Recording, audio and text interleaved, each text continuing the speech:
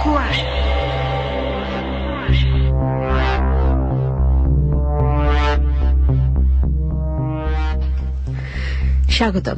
শুনছেন ABC radio FM 89.2। শুরু হয়ে গেছে ভয় ও রহস্যের আয়োজন কুয়াশা, এবং সাথে আছে আমি শারমিন। চলে যাবো আজকে প্রথম ঘন্টার কুয়াশার প্রথম গল্প শুনতে। অর্থাৎ আজকে প্রথম ঘন্টায় দুটো গল্প রয়েছে, বিখ্যাত লেখকদের গল্প রয়েছে। প্রথম গল্প আছে বুদ্ধদেব বসুর দিন দুপুরে ভূত, পড়ে শোনাচ্ছে সেতু। হাজরা রোডের মোড়ে ট্রামের জন্য দাঁড়িয়ে আছি। বালিগঞ্জের ট্রাম আর আসে না। এদিকে ভাদ্র মাসের রোদ্দুর পিঠে চরচর করে ফুটছে আলপিনের মতো। ওই এতক্ষণে কালীঘাটের পুল থেকে আস্তে আস্তে নামতে দেখা যাচ্ছে শ্রীযুক্ত ট্রামকে। এমন সময় রাস্তা পার হয়ে ছোট্ট একটি মেয়ে আমার কাছে এসে দাঁড়ালো, বলল, আপনি কি ডাক্তার? ভাবতেই পারিনি মেয়েটা আমাকে কিছু বলবে, তাই কথাটা শুনেও গ্রাহ্য করলাম না। কিন্তু পর মুহূর্তে মেয়েটি সোজা আমারই মুখের দিকে তাকিয়ে বলল, দেখুন, আপনি কি ডাক্তার? খুবই অবাক হলাম আমি, একটু যেন খুশিও হলাম।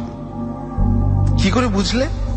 ওই যে আপনার পকেটে বুক দেখার যন্ত্র, দেখুন আমার মার বড় অসুখ, আপনি কি একবার একটু দেখে যাবেন? মেয়েটি এমন ভাবে কথাটা বলল যেন এটা মোটেও অদ্ভুত কি অসাধারণ কিছু নয়। আমি তো কি বলবো ভেবে পাচ্ছি না। এদিকে ট্রাম এসে গেছে। একটা ট্রাম ফসকালে এই দারুণ রোদ্দুরে আবার হয়তো 15 মিনিটের ধাক্কা। মেয়েটি ভাঙা ভাঙা গলায় কাতর ভাবে বলল, চলুন, যাবেন না? ওসব কথায় কান না দিয়ে ট্রামে উঠে পড়ে বুদ্ধিমানের কাজ হতো সন্দেহ নেই, কিন্তু কেমন দোটানার মধ্যে পড়ে গিয়ে পা বাড়াতেই পারলাম না। ট্রামটা মোড় ঘুরে আমার চোখের উপর দিয়ে ঘটর মটর করতে করতে বেরিয়ে গেল। যাবেন তো? কোথায় তোমার বাড়ি? চেতলায়, এই কাছেই। কি হয়েছে তোমার মার? কি হয়েছে জানি না তো, বড় অসুখ। কতদিন অসুখ? অনেক দিন। ডাক্তারবাবু, আপনি যাবেন তো? মেয়েটির ম্লান মুখের দিকে তাকিয়ে আমার কেমন যেন মায়া হলো। ভাবলাম যাই না, দেখে আসি ব্যাপারটা। বললুম, চলো। ডাক্তারবাবু, আপনাকে আমি তো টাকা দিতে পারবো না। মেয়েটি আরো কি বলতে গিয়ে ঢোক গিলে থেমে গেল। আচ্ছা আচ্ছা, সেজন্য ভেবো না। আমি তাড়াতাড়ি বললুম, নতুন পাশ করে বেরিয়েছি, আত্মীয় বন্ধু মহলে ডাকখোঁজ পরে মাঝে মাঝে, কিন্তু ভিজিট 10 টাকা যে মাসে পাই সে মাসেই খুবই খুশি। এই তো এক বন্ধুর ছেলে 99 বুঝি জ্বর হয়েছে, ট্রামের পয়সা খরচ করে এসে তার প্রেসক্রিপশন লিখে দিয়ে এতক্ষণ আড্ডা মেরে বাড়ি ফিরলুম। তবু এই মেয়েটি যা হোক টাকার কথাটা মুখে আনলো। হেঁটে রওনা হলাম মেয়েটির সঙ্গে কালীঘাট পুলের দিকে। জিজ্ঞেস করলুম, তোমার মাকে কোনো ডাক্তার দেখেননি? ডাক্তার না, বলেন ডাক্তার দিয়ে কি হবে, এমনি আমি ভালো হব, টাকা পাবো কোথায়? তুমি কি আজ ডাক্তার খুঁজতেই বেরিয়েছিলে? আর কেউ নেই তোমার বাড়িতে? না, কি আর থাকবে, এক দাদা ছিল আমার, সে তো চটকলে কাজ করতে গিয়ে রেলেই কাটা পড়লো। সেই থেকে আমি আর মা বেশ তো ছিলাম আমরা, এর মধ্যে কেন অসুখ করলো মা? ডাক্তারবাবু, মা কতদিনে ভালো হবেন? আমি ডাক্তারি ধরনের হেসে বললুম, সে এখন কি করে বলি। ডাক্তারবাবু, আজ সকাল থেকে মা যেন কেমন হয়ে আছেন, একবারও চোখ মেলে তাকান না। দেখুন, বাড়ি থেকে আমি বেরিয়ে ছুটতে ছুটতে এত দূর এসেছি, যদি কোনো ডাক্তার খুঁজে পাই, যদি আমার মার উপর কোনো ডাক্তার দয়া করেন। ওই তো সব ওষুধের দোকান, দেখুন ভেতরে পাতলুন পরা ডাক্তার বসে, আমার তো সাহস হয় না ভেতর ঢুকতে। রাস্তায় এদিক ওদিক কেবলই ঘুরছি, এমন সময় আপনাকে দেখেই মনে হলো আপনি আমাকে দয়া করবেন। মা সেরে উঠলে আপনি একদিন এসে খাবেন আমাদের বাড়ি। কি চমৎকার লাউয়ের পাতা দিয়ে মটর ডাল রান্না করেন মা। জি জি, এটা কি বললাম, আপনারা কেন গরিবের বাড়িতে খেতে আসবেন? ডাক্তারবাবু, আপনার দয়া আমি কোনোদিন ভুলবো না। ডাক্তারবাবু, আপনার হাঁটতে কষ্ট হচ্ছে? কিছু না, চলো। কিন্তু কালীঘাট পুল পর্যন্ত আসতে আসতেই মনে হতে লাগলো এই মহৎ কাজের ভারটা না নিলেই পারতুম। এমন কত গরিব দুঃখী আছে বিনা চিকিৎসায় ধুকতে ধুকতে মরছে না খেয়ে, তাদের সবার উপকার করতে গেলে নিজেরই। যা হোক, পুল থেকে নেমে জিজ্ঞেস করল, আর কত দূর? আমার প্রশ্নে নিতান্ত ব্যাকুল হয়ে মেয়েটি বলল, এই তো আর একটুখানি। আমার পয়সা নেই, তাহলে নিশ্চয়ই আপনাকে গাড়ি করে নিতাম। কত কষ্ট হলো আপনার। বাহ, এইটুকু হাঁটতে পারবো না? অনেক গলিঘুজি পেরিয়ে শেষ পর্যন্ত এসে পৌঁছালাম। কলকাতার এই অঞ্চলে কোনোদিন আর আসিনি। সত্য বলতে জায়গাটা ঠিক কলকাতা নয়, একেবারে পাড়াকা। পুকুর, বন জঙ্গল, কিছু পাকা বাড়ি, কিছু বা খড়ের ঘর। একটা অতি জীর্ণ শ্যাওলা ধরা খসে পড়া একতলা পাকা বাড়ির সামনে এসে মেয়েটি বলল, এইটাই আমাদের বাড়ি। ভিতরে ঢুকে দেখলাম মেঝের উপর মলিন বিছানায় একজন স্ত্রীলোক নিঃসাড় হয়ে শুয়ে আছেন। তার চোখ আধো বোঝা, খানিক পরপর নিঃশ্বাস পড়ছে জোরে জোরে। মেয়েটি তার কানের কাছে মুখ নিয়ে মা মা বলে ডাকল, কোনো জবাব এলো না। মেয়েটি বলল, মা, তোমার জন্য ডাক্তার নিয়ে এসেছি, যে দেখো। মা, এই ডাক্তারবাবু তোমাকে ভালো করবেন। চোখ দুটো একবার পলকের জন্য খুলেই আবার বুঝে এলো। একখানা হাত বুঝিয়ে একটু ওঠাবার চেষ্টা করলো। অস্ফুট একটা আওয়াজ হয়তো বেরুলো গলা দিয়ে। মেয়েটি বলল, ডাক্তারবাবু, ভালো করে দেখুন, মাকে আজই ভালো করে দিন। কিন্তু কিছু দেখবার আর ছিল না। আর একটু পরে নাভিশ্বাস শুরু হবে। তবু আমরা সবসময় একবার শেষ চেষ্টা করি। তাড়াতাড়ি বললাম, তুমি একটু বসো, আমি আসছি। মেয়েটি বলল, ডাক্তারবাবু, আপনি আবার আসবেন তো? আমার মা ভালো হবেন তো? আমি এক্ষুনি ওষুধ নিয়ে আসছি বলে বাইরে বেরিয়ে গেলাম। ফেরার সময় রাস্তাটা বোধহয় কিছু গোলমাল হয়েছিল। একটু ঘুরপথে এসে সেই বাড়ির সামনেই দাঁড়ালাম। রোদ্দুরে ছোটাছুটি করে তখন আমি কানে পি পি আওয়াজ শুনছি, কিন্তু ডাক্তারের নিজের স্বাস্থ্যের কথা ভাববার সময় তখন নয়। ভিতরে ঢুকতে ঠিক যেন পাশ হচ্ছিল না। কে জানে কি দেখব। দরজাটা খোলা দেখে ঢুকলাম, কিন্তু ঢুকে স্তম্ভিত হয়ে গেলাম। তবে কি আমি ভুল বাড়িতে এলাম? না, ওই তো সেই পুকুর, সেই সুরকির রাস্তা, ওই দুটো সুপারি গাছ। 1.5 ঘন্টা আগে এই ঘরটাতে তো এসেছিলাম মেয়েটির সঙ্গে। কিন্তু মেয়েটি কোথায়? তার মুমূর্ষ মাই বা কোথায় গেল? ঘরের জিনিসপত্র কমই ছিল, কিন্তু সে কটাও দেখছি না। তবে কি ওর মা এর মধ্যেই মারা গেল আর ওর মাকে নিয়ে চলে গেল কেওড়াতলাতে? এত অল্প সময়ের মধ্যে কি করে তা হতে পারে? ঘরে কিছু জিনিসপত্র ছিল, একটা লণ্ঠন, 2-1টা থালা বাটি, সেগুলো কোথায়? আস্তে আস্তে আমি বাইরে এসে দাঁড়ালাম।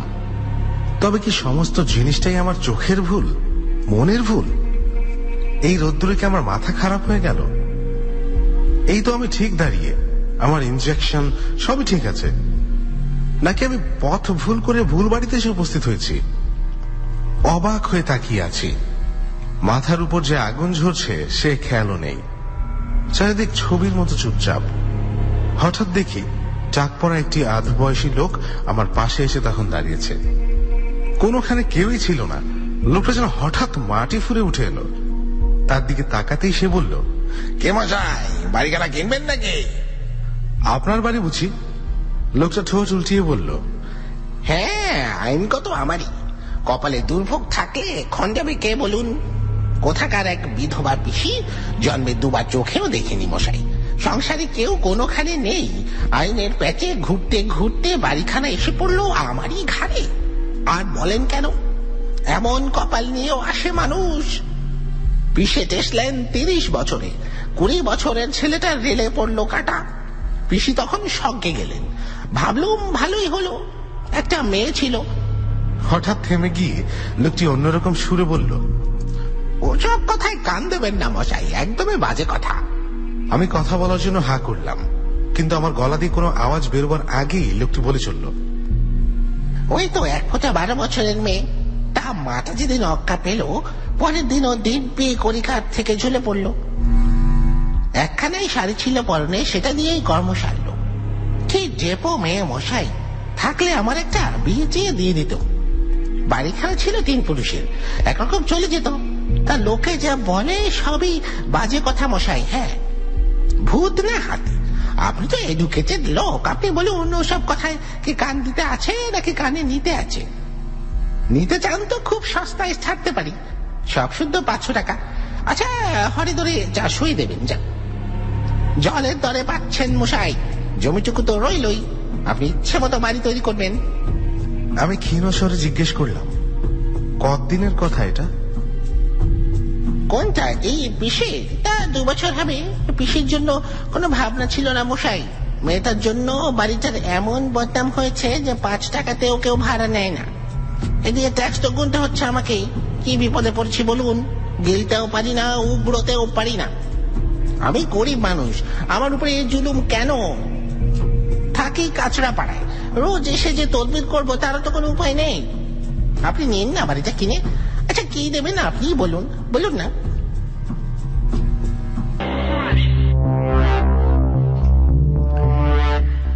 বন্ধুরা, আমরা একবার ফিরে এলাম এবং একটু আগে শুনছিলাম বুদ্ধদেব বসুর লেখা গল্প বিন্দুপুরে ভূত, যেটা খুব চমৎকার করে পড়ে শুনিয়েছে সেতু।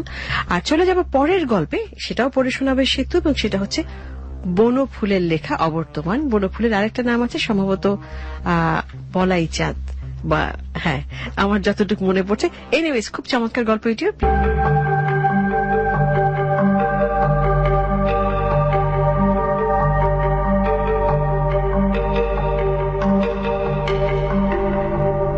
সমস্তটা দিন বন্দুক কাঁধে করে একটা চখার পেছনে ঘুরে ঘুরে ক্লান্ত হয়ে পড়েছিলাম। যারা কখনো এই কাজ করেননি তারা বুঝতে পারবেন না হয়তো যে ব্যাপারটা ঠিক কি জাতীয়। ধুধু করছে বিরাট বালির চর, মাঝে মাঝে ঝাউ গাছের ঝোপ, এক ধার দিয়ে শীতের শীর্ণ গঙ্গা বইছে। চারদিকে জনমানবের কোনো চিহ্নই নেই। হু হু করে তীক্ষ্ণ হাওয়া বুঝে একটা। কহল গায়ের খেয়া ঘাটে গঙ্গা পেরিয়ে প্রায় ক্রোশ 2 বালির চড়া ভেঙে আমি এই পারিপার্শ্বিকের মধ্যে এসে উপস্থিত হয়েছিলাম সকালবেলা। সমস্ত দিন বন্দুক কাঁধে করে ঘুরে বেড়াচ্ছি। বালির চড়া ভেঙে ভেঙে কতখানি যে হেঁটেছি, খেয়াঘাট থেকে কত দূরেই বা চলে এসেছি তা খেয়াল ছিল না। তবে মনে হচ্ছিল সারা জীবন ধরে যেন হাঁটছি, অবিশ্রান্ত হেঁটেই চলেছি। চতুর চখাটা কিছুতেই আমার বন্দুকের মধ্যে আসছে না, ক্রমাগত এড়িয়ে এড়িয়ে উড়ে পালাচ্ছে। আমি এই অঞ্চলে আগন্তুক, এসেছি ছুটিতে, বন্ধুর বাড়িতে বেড়াতে। আমি নেশাখোর লোক। একটি আটটি নয়, 3টি নেশা আছে আমার: ভ্রমণ, সঙ্গীত এবং শিকার। এখানে এসে যেই শুনলাম খেয়াঘাট পেরিয়ে কিছু দূর গেলেই গঙ্গায় পাখি পাওয়া যাবে, লোভ সামলাতে পারলাম না। বন্দুক কাঁধে করে বেরিয়ে পড়লাম। লোভ শুনে মনে করবেন না যে আমি মাংস খাবার লোভেই পাখি মারতে বেরিয়েছি, তা নয়। আমি নিরামিষী, আলু ভাতে ভাত পেলেই আমি সন্তুষ্ট। খেয়াঘাট পেরিয়ে সকালে চলে এসে প্রথম যখন পৌঁছালাম তখন হতাশ হয়ে পড়তে হলো আমাকে। কোথায় পাখি? ধু ধু করছে বালির চর, আর কোথাও কিচ্ছু নেই। গঙ্গার বুকে 2-1টা উড়ন্ত মাছরাঙা ছাড়া পাখি কোথায়? বন্দুক কাঁধে করে ঘুরে ঘুরে বেড়াচ্ছে। এমন সময় একটা পাখির ডাক কানে এলো। কয় চন্দ্রবিন্দু আকার আর অয় চন্দ্রবিন্দু আকার দিয়ে যে শব্দটা হয়, চখার শব্দটা ঠিক সেরকম নয়, তবে অনেকটা কাছাকাছি বটে। কা আ শুনেই বুঝলাম চখা আছে কোথাও কাছে পিঠে। একটু সামনে গিয়ে দেখি, হ্যাঁ ঠিক চখাই বটে, কিন্তু আশ্চর্য হয়ে গেলাম মাত্র একটু দেখে। চখারা সাধারণত জোড়ায় জোড়ায় থাকে। বুঝলাম দম্পতির একটিকে কোন শিকারী আগেই শেষ করে গেছেন। এইটির ভব যন্ত্রণা আমাকে ঘোচাতে হবে। সাবধানে এগুতে লাগলাম। কা আ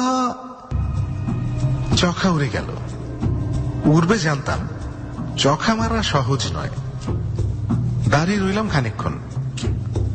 বেশ খানিকক্ষণ ঘুরপাক খেয়ে আবার সাবধানে এগোতে লাগলাম। কাছাকাছি এসেছি। বন্দুকটি বাগিয়ে বসতে যাব, আর অমনি কা আ উড়ে গেল। বিরক্ত হলে চলবে না, চখা শিকার করতে হলে ধৈর্য চাই। এবার চখাটা একটু কাছেই বসলো, আমিও বসলাম। উপর্যুপরি তাড়া করা ঠিক নয়, একটু বসুক। একটু পরে উঠলাম আবার ধীরে ধীরে এগুতে লাগলাম, কিন্তু উল্টো দিকে। পাখিটা মনে করুক যে আমি তার আশা ছেড়ে দিয়ে চলে যাচ্ছি। কিছু দূর গিয়ে ওধার দিয়ে ঘুরে তারপর বিপরীত দিক দিয়ে কাছে আসা যাবে। বেশ কিছু দূর ঘুরতে হলো, প্রায় মাইল খানেক। ঘুরি মেরে মেরে খুব কাছে এসে পড়লাম, কিন্তু তাক করে ঘোড়াটি যেই টিপতে যাব আর অমনি কা আ ফের উঠল। উঠতেই লাগলো অনেকক্ষণ ধরে, কিছুতেই আর বসে না। অনেকক্ষণ পর বসলো যদি, কিন্তু এমন একটা বেখাপ্পা জায়গায় বসলো যে সেখানে যাওয়া মুশকিল। যাওয়া যায় কিন্তু গেলেই দেখতে পাবে। আমার কেমন রোগ চড়ে গেল, মারতেই হবে পাখিটাকে। সোজা এগিয়ে চললাম। আমি ভেবেছিলাম একটু এগুলোই উঠবে, কিন্তু উড়ল না। যতক্ষণ না কাছাকাছি হলাম ঠায় বসে রইল। মনে হলো অসম্ভব বুঝি সম্ভব হয়, কিন্তু যেই বন্দুকটিকে তুলেছি আর অমনি আবার উড়ে গেল। এবারও এমন জায়গায় বসলো যার কাছে পিঠে কোনো আড়াল আবডাল কিছুই নেই। চতুর্দিকেই ফাঁকা, কিছুতেই বন্দুকের নাগালের মধ্যে পাওয়া যাবে না। বাধ্য হয়ে সোজা গিয়ে উড়িয়ে দিতে হলো। একটা ঝাউবনের আড়ালে আড়ালে গিয়ে খুব কাছাকাছিও আসতে পারলাম, এত কাছাকাছি যে তার পালকগুলো পর্যন্ত দেখা যেতে লাগলো। ফায়ার করলাম, লাগলো না। ঝোপে ঝোপে যা দু একটা ছোট পাখি ছিল তারাও উড়ল। মাছরাঙাগুলো চেঁচাতে শুরু করে দিল। সমস্ত ব্যাপারটা থিতুতে আধ ঘন্টার উপর লাগলো। নদীর ঠিক বাঁকের মুখটাতে বসলো আবার চকাটা গিয়ে। আমি বসেছিলাম একটা বালির ঢিবির উপর। মুশকিল হলো উঠে দাঁড়ালেই দেখতে পাবে।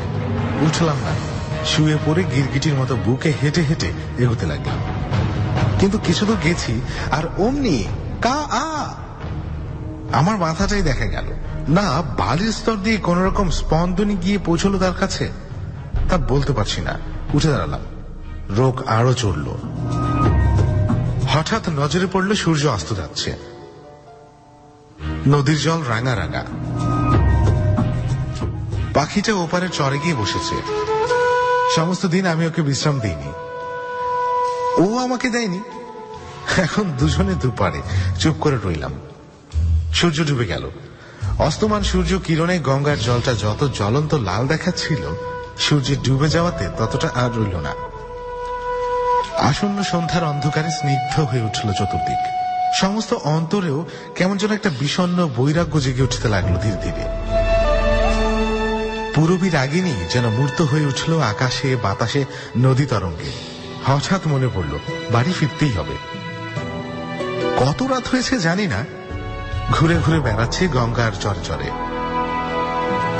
রাস্তা হারিয়ে ফেলেছি। মধ্য গগনে পূর্ণিমার চাঁদ, চতুর্দিক জ্যোৎস্নায় ভেসে যাচ্ছে। অনেকক্ষণ ঘুরে ঘুরে শেষে বসলাম একটা উঁচু জায়গা থেকে। অনেকক্ষণ চুপ করে বসে রইলাম। এমন একা জীবনে আর কখনোই পড়িনি। প্রথম প্রথম একটু ভয় করছিল যদিও, কিন্তু খানিকক্ষণ পর ভয়ের বদলে মোহ এসে আমার সমস্ত প্রাণ মন সত্তা অধিকার করে বসল। আমি মুগ্ধ হয়ে বসে রইলাম। মুগ্ধ হয়ে প্রকৃতির অনাবিল সৌন্দর্য দেখতে লাগলাম। মনে হলো কত জায়গায় কত ভাবে ঘুরেছি, প্রকৃতির এমন রূপ তো আর কখনো চোখে পড়েনি আমার। রূপ নিশ্চয়ই ছিল, আমার চোখে পড়েনি। নিজেকে কেমন যেন বঞ্চিত মনে হতে লাগলো। তারপর সহসা মনে হলো আজীবন সব দিক দিয়ে আমি বঞ্চিত। জীবনে কোন স্বাদটাই কি পুরোপুরি পূর্ণ হয়েছে? জীবনের তিনটি শখ ছিল, ভ্রমণ, সঙ্গীত আর শিকার। ভ্রমণ করেছি বটে, ট্রেনে স্টিমারে চেপে এখানে ওখানে গেছি, কিন্তু তাকে কি আর ভ্রমণ বলে? হিমালয়ের উচ্চ চূড়ায়, সাহারায় দিগন্ত প্রসারিত অনিশ্চয়তায়, ঝাঞ্ঝা ক্ষুব্ধ সমুদ্রের তরঙ্গে, হিমশীতল মেরু প্রদেশের ভাসমান তুষার পর্বত শৃঙ্গে যদি ভ্রমণ না করতে পারলাম, তাহলে আর কি বা হলো? সঙ্গীতেও ব্যর্থকাম হয়েছি। সাহারে গামা সেধেছে বটে, কিন্তু সঙ্গীতের আসল রূপটি আলিয়ার মতো চিরকালই এড়িয়ে গেছে আমাকে। সেদিন অত চেষ্টা করেও বাগেশ্রীর করুণ গম্ভীর রূপটি কিছুতেই ফুটিয়ে তুলতে পারলাম না সেতারে। ঠিক ঘাটে ঠিকভাবে আঙুল পড়েছিল, কিন্তু সেই সুরটি ফুটল না। যাতে আত্মসম্মানী গম্ভীর ব্যক্তির নির্জন রোদনের অবাঙ্গময় বেদন মূর্ত হয়। শিকারী বা এমন কি করেছে জীবনে? সিংহ, হাতি, বাঘ, গন্ডার কিছুই তো মারিনি, মেরেছি পাখি আর হরিণ। আজ তো সামান্য একটা চখার কাছেও হার মানতে হলো।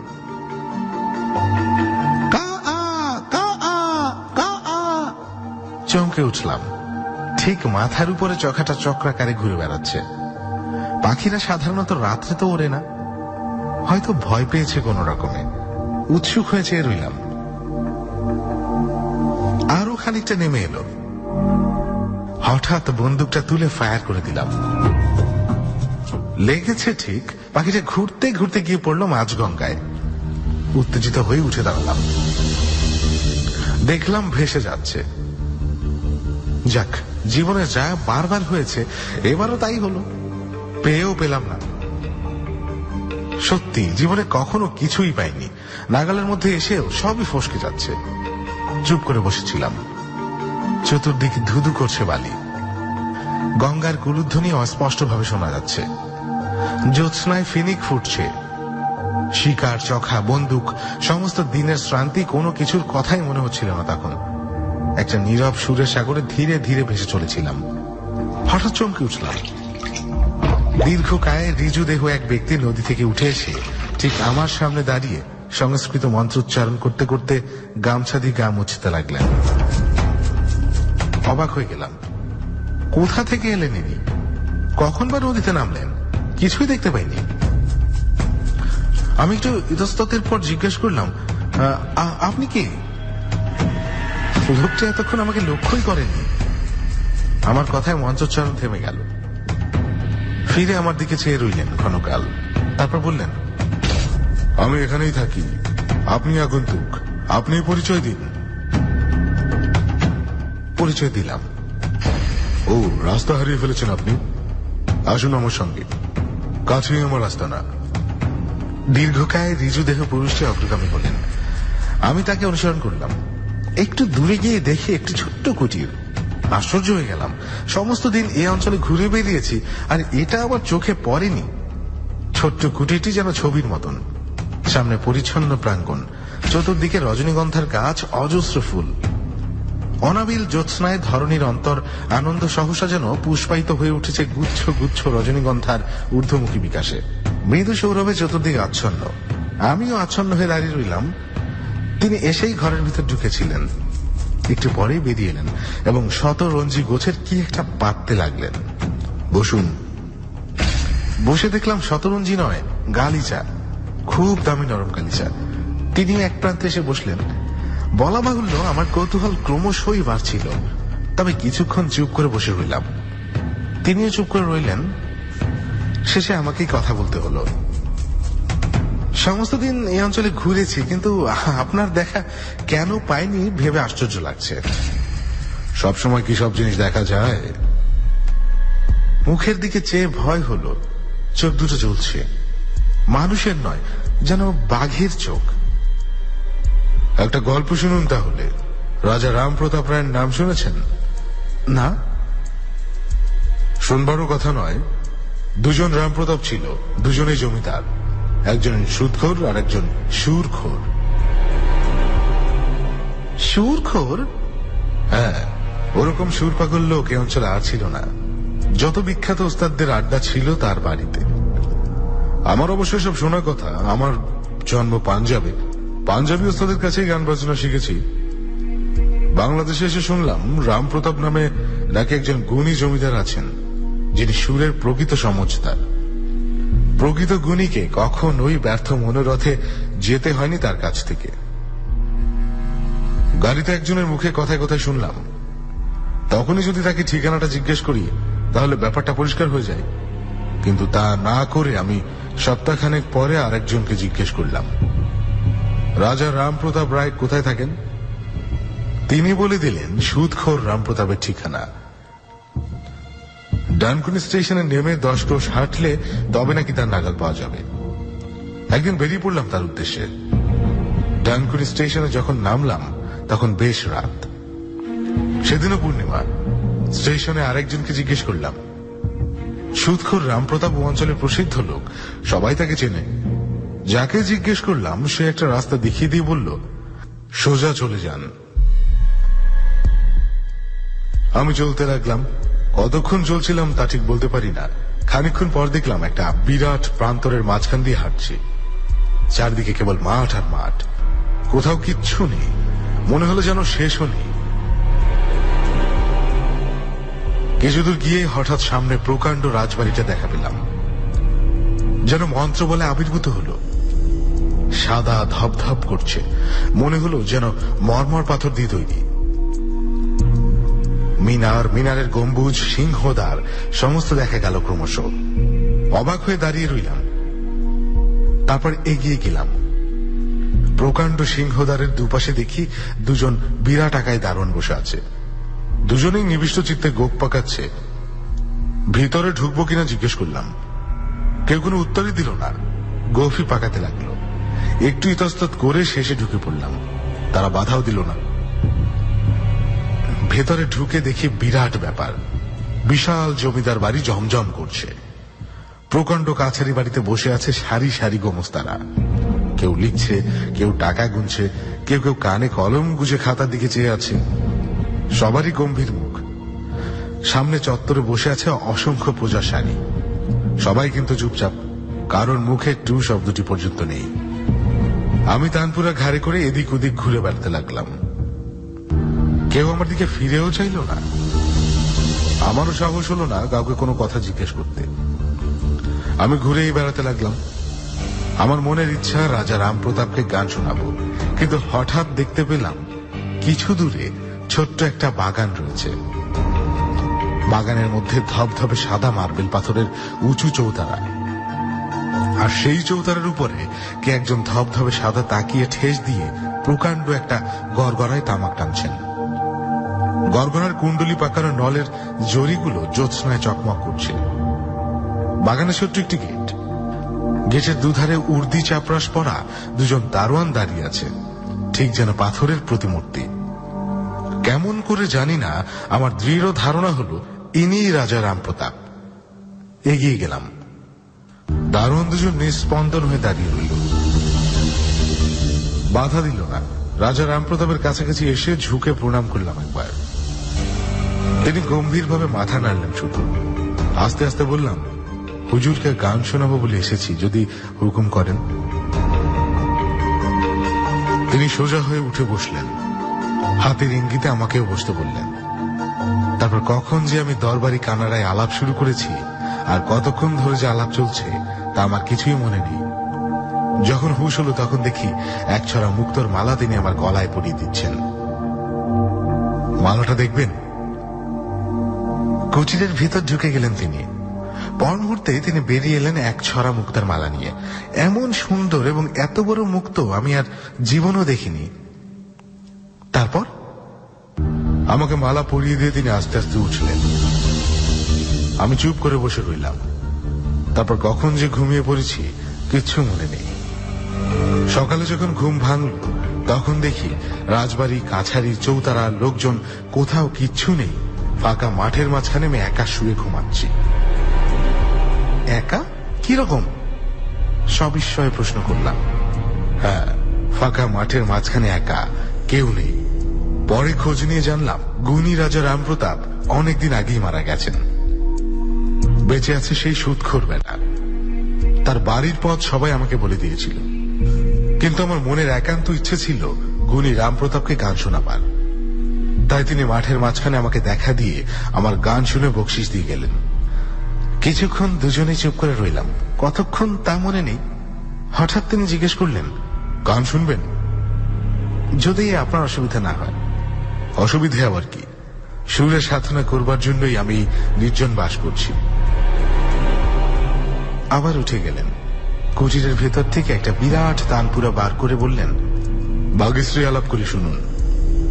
শুরু হয়ে গেল বাগেশ্রী।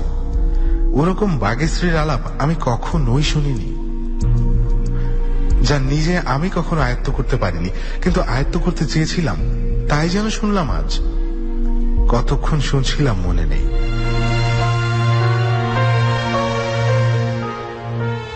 কখন ঘুমিয়ে পড়েছিলাম তাও জানি না। ঘুম ভাঙলো যখন তখন দেখি আমি সেই ধুধু বালির চড়ার এক পাশে শুয়ে আছি, কোথাও কেউ নেই। উঠে বসলাম, উঠতেই নজরে পড়লো চখাটা চড়ে বেড়াচ্ছে, মরেনি। এই গল্পটা আমরা 3 বন্ধু শুনছিলাম এই ভদ্রলোকের কাছ থেকে। শিকার উপলক্ষে আমরা এই অঞ্চলে এসে সন্ধ্যাবেলায় এই ডাকবাংলায় আশ্রয় নিয়েছি। পাশের ঘরে ভদ্রলোক ছিলেন। আলাপ হলে আমরা শিকারি শুনে তিনি নিজের এই অদ্ভুত অভিজ্ঞতার গল্পটি আমাদের বললেন। অদ্ভুত অভিজ্ঞতাই বটে। আমরা জিজ্ঞেস করলাম, তারপর? তিনি বললেন, তারপর আর কিছুই নেই, রাত হয়েছে, এবার শুতে যান, আপনাদের তো আবার খুব ভোরে উঠতে হবে, আমারও ঘুম পাচ্ছে। এই বলে তিনি আস্তে আস্তে উঠে নিজের ঘরে প্রবেশ করলেন। আমরা কিছুক্ষণ চুপ করে বসে রইলাম। তারপর হঠাৎ আমার কৌতূহল হলো, কোন অঞ্চলের গঙ্গার চরে এই কাণ্ড ঘটেছিল জানতে পারলে আমরাও একবার জায়গাটা দেখে আসতাম। জিজ্ঞেস করবার জন্যই পাশের ঘরে ঢুকে দেখি ঘরে কেউ নেই। চতুর্দিকে দেখলাম, কেউই নেই। ডাকবাংলার চাপরাশিটাকে জাগিয়ে প্রশ্ন করলাম, পাশের ঘরে যে ভদ্রলোক ছিলেন তিনি কোথাকার লোক? চাপরাশি উত্তর দিল, পাশের ঘরে তো কোনো লোক নেই, গত 2 সপ্তাহের মধ্যে এখানে আর কেউ আসি নাই। এই ডাকবাংলায় কেহ বড় একটা আসতে চায় না। বলেই সে অদ্ভুত একটা হাসি হাসল।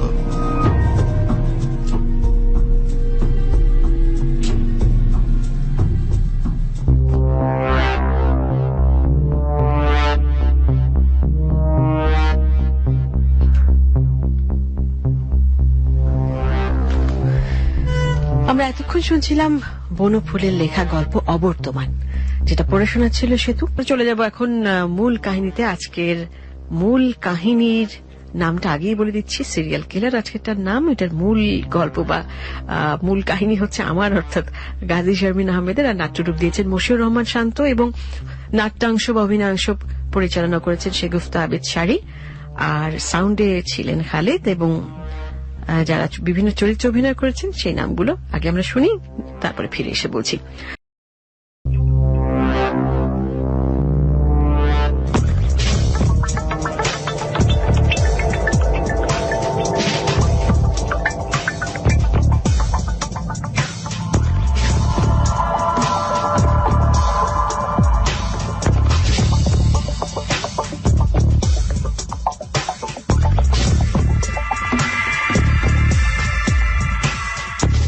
মাসে পরপর 3টি খুন হয়ে গেল।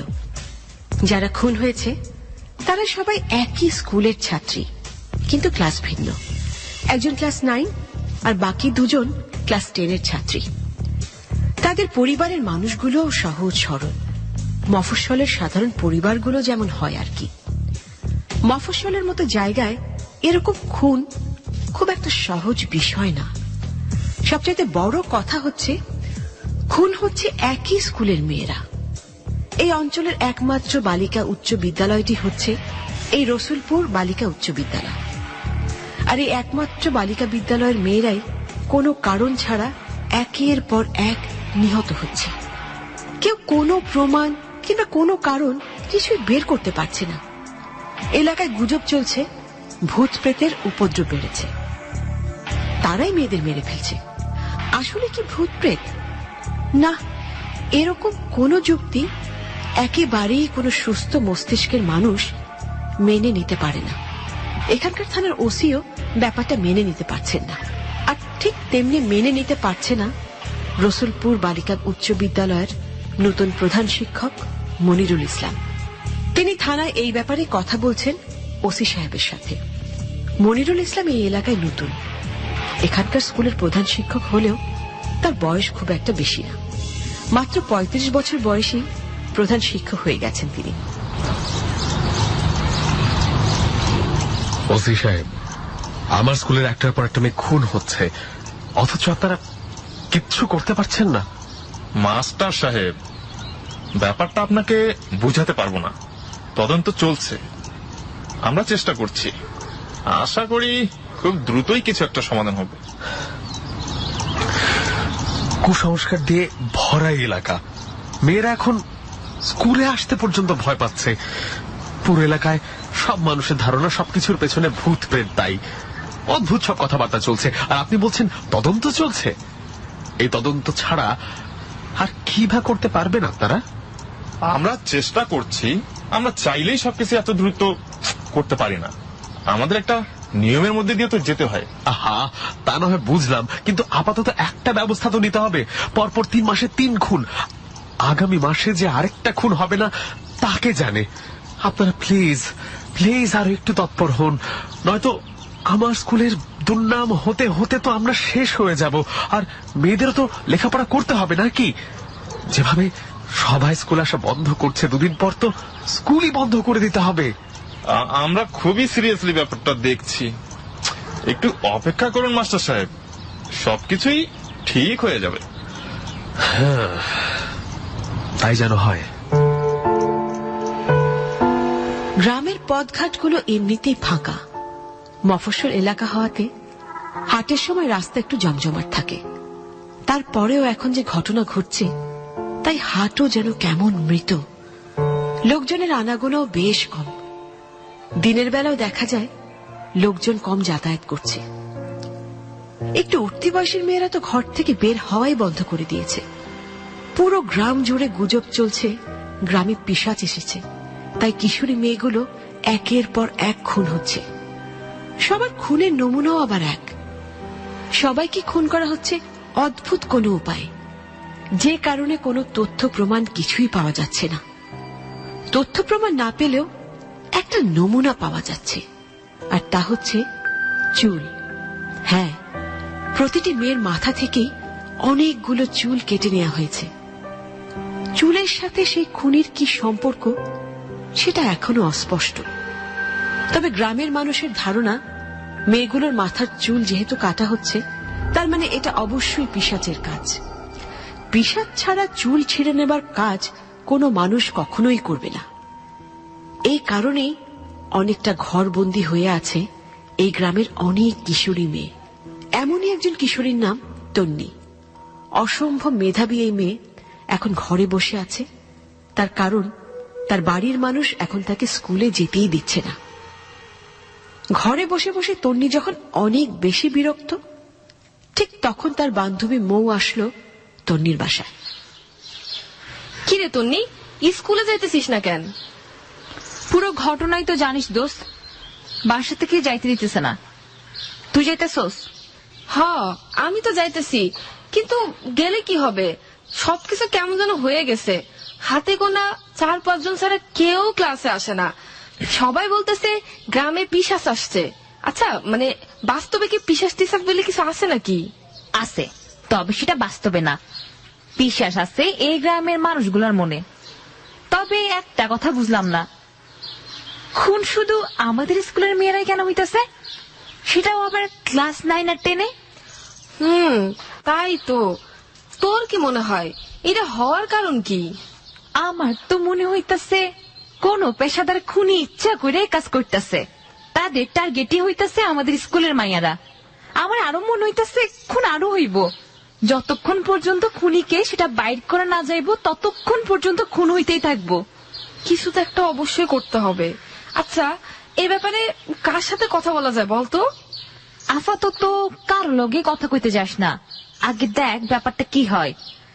কারণ আমার যেটা ধারণা, আমার মনে হইতেছে কি কাজটা এমন একজনে করছে যারে খুনি হিসেবে কেউ কল্পনাও করতে পারবো না। পরে দেখা যাইব তুই এমন একজনের কাছে সাহায্য চাইলি, সে নিজেই খুনি। ঠিকই কইছস। তাহলে আর কি করব? যা করব এক লগে করব। তুই বাসায় যা, আমি বের হইতে পারলেই 2 জন মিলে একটা প্ল্যান করবো। এই হানকার গাধা মানুষগুলোন পিশাচ পিশাচ কইরাই দিন পার করব। এদের দিয়া কিচ্ছু হইব না, যা করবার আমাদেরই করতে হইব। তন্নি এবং মৌ দুজনে মিলে কিছু একটা প্ল্যান করবে, তবে দুজনেই মাত্র ক্লাস 10-এ পড়ে। আসলেই কি তারা কিছু বের করতে পারবে? তারা বের করতে পারবে কিনা সেটার চাইতে সবচেয়ে বড় কথা হচ্ছে, আসলে কি পিশাচ মেয়েগুলোকে মারছে, নাকি পিশাচ রূপী কোনো মানুষের কাজ এটা? তন্নির বাসা থেকে বের হয়ে মৌ তাদের বাসায় যাবার জন্য রওনা করল। একটু দূরে একা একা হেঁটে যাবার পরেই এলাকার পাগল এক লোক এসে মৌয়ের সামনে দাঁড়ালো। হঠাৎ করে পাগলটাকে দেখে মৌ একেবারেই চমকে গেল। পথ আটকে রাখছেন কেন? যাইতে দিমু না, কাউরে যাইতে দিমু না, মাইরা ফালামু, সব বাইরে মাইরা ফালামু। আজও যাইতে দেন আমারে, আশ্চর্য ব্যাপার। সমস্যা কি আপনার? মাইরা ফালামু, সব বাইরে মাইরা ফালামু। দেখেন আমি কিন্তু চিৎকার করব। মাইরা ফালামু, তরেও মাইরা ফালামু, সবাই রে মাইরা ফালামু। এই এই এই, কি হচ্ছে? এই এদিকে কি হচ্ছে? স্যার দেখুন, এই পাগল আমাকে যেতে দিতেছে না, আমার পথ আটকায় রাখছে। এই এই তুমি, হ্যাঁ পথ ছাড়ো। ফাজিল কোথাকার, একটা মেয়ে পেলেই ভয় দেখাতে ইচ্ছা করে না? যাইতেছি গা, তয় সারুম না, কাউরে সারুম না, সব বাইরে মাইরা হালামু। এই তুমি এদিকে কি করছিলে? আর এই পাগল তোমাকে পেল কিভাবে? স্যার আমি তন্নির বাসায় আসছিলাম। যেভাবে মেয়েরা ঘরের মধ্যে বন্দী হয়ে যাচ্ছে, দুদিন পর তার স্কুলে কেউ যাবে না স্যার। হ্যাঁ সেটাই তো দেখতে পাচ্ছি। স্যার আমার মনে হয় ওই পাগলটাই সবাইকে খুন করছে। আরে না না না, আমার তা মনে হয় না। এই পাগল এত গুছিয়ে একটা মানুষকে কিভাবে খুন করবে? এটাই তো সমস্যা স্যার। আমার মনে হচ্ছে এই পাগলই খুন করছে। সে পাগল বলে কেউ তাকে সন্দেহ করতেছে না। আমার তো মনে হয় না, তবু কেউই সন্দেহের বাইরে না। দেখি পুলিশ কি বলে। তবে পিশাচ বলতে যে কিছু নেই, এটা তো গ্রামের মানুষের মাথা থেকে বের করতে হবে নাকি? সবাই তো পিশাচ পিশাচ করে গলা ফাটাচ্ছে। আমি তো ভাবছি অন্য একটা ব্যাপার। আমার স্কুলের মেয়ে শুধু কেন খুন হচ্ছে? আমি জয়েন করলাম মাত্র 3 মাস, আর এখনই এই অবস্থা। স্কুলের তো নাম বলতে আর কিছুই থাকবে না। যাই হোক, তুমি বাসায় যাও। আপনি কোথায় যাচ্ছেন স্যার? আমিও বাসায় যাচ্ছি। যাও, একা একা বেশিক্ষণ রাস্তায় থেকো না, আর পাগলটা আবার চলে আসতে পারে, সাবধানে থেকো। জি স্যার। মানুষের মস্তিষ্ক বড়ই অদ্ভুত জায়গা। মস্তিষ্কের 2টি ভাগ, একটি কনসিয়াস আর একটি সাবকনসিয়াস। কনসিয়াস মাইন্ড সবকিছুই মনে রাখতে পারে যা সে ঘটতে দেখে, কিন্তু সাবকনসিয়াস মাইন্ড এটা খুবই অদ্ভুত একটা জিনিস। কারণ মস্তিষ্কের এই অংশটুকু মানুষ নিজেও কন্ট্রোল করতে পারে না। মানুষের অবচেতন মন যেটা ভাবে সেটাই জমা হয় মানুষের মস্তিষ্কের সাবকনসিয়াস মাইন্ডে। পিশাচ কি বাস্তবেই আছে? বাস্তবে থাকুক কিংবা না থাকুক, এটার কথা শুনে একটা গ্রামের মানুষ অস্থির। ব্যাপারটা অনেকের কাছে হাস্যকর মনে হচ্ছে, কিন্তু অনেকের কাছেই ব্যাপারটা রহস্যময়। অনেকের কাছে আবার অনেক ভয়ের কোনো বস্তু হয়ে দাঁড়িয়েছে।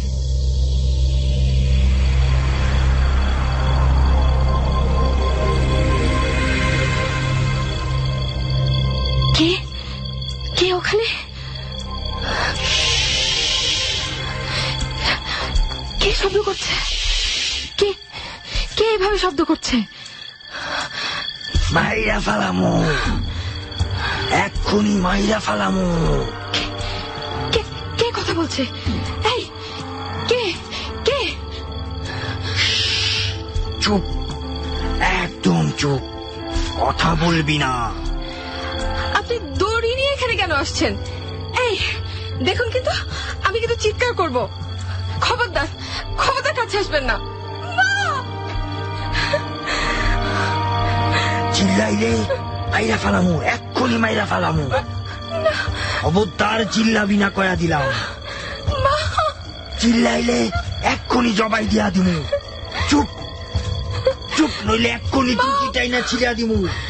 মা বাঁচাও, আমাকে বাঁচাও। মা মানে মানে তোর কি হয়েছে? কি হয়েছে তোর? মা কেউ একজন আমার গলায় দড়ি দিয়ে পেঁচাইতে আসছিল। মা আমাকে এক্ষুনি মেরে ফেলতে আসছিল। মা আমাকে এক্ষুনি মাইরা ফেলাইতো। কে মাইরা ফেলাইতো? কি বলতেছিস তুই এসব? কেউ একজন আমার গলায় দড়ি পেঁচাতে এসেছিল। মা আমার মনে হয় ওই পিশাচটা। মা তুই স্বপ্ন দেখছিস? এখানে পিসাইতে আসবে কোত্থেকা? খুব ভয় লাগতেছে মা, খুব ভয় লাগতেছে। মারে, সবাই সারাদিন শুধু পিশাচ নিয়ে ভাবতেছিস দেখাই এরকম হইতেছে।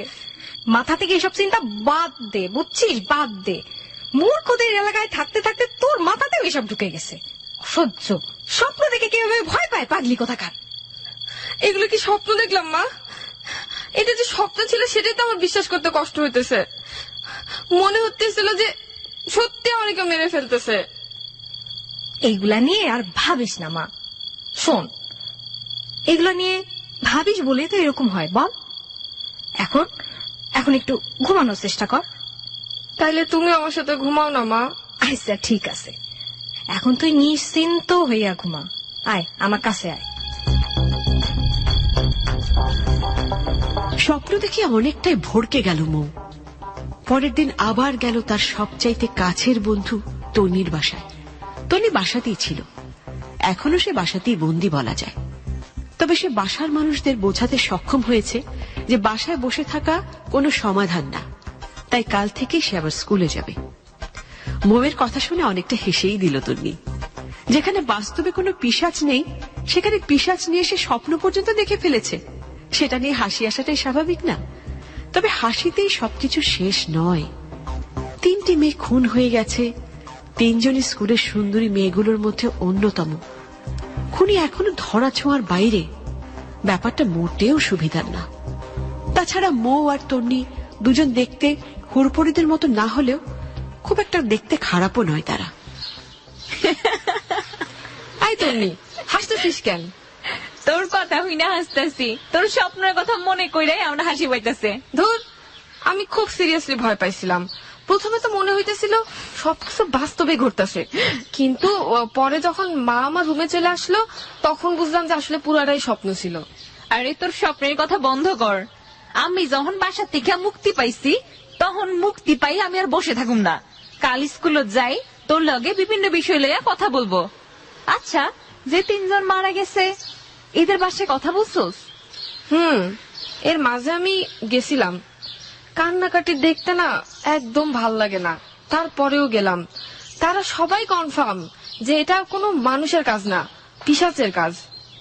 কেন এটা পিশাচের কাজ? এই ব্যাপারে এটা কনফার্ম কেন?